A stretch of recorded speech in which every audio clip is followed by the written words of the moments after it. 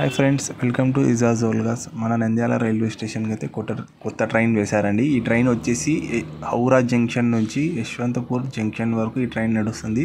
ఈ ట్రైన్ వచ్చేసి కొత్త ట్రైన్కి కారణం వచ్చేసి సమ్మర్ స్పెషల్ ఎక్స్ప్రెస్గా దీన్ని నడుపుతున్నారు.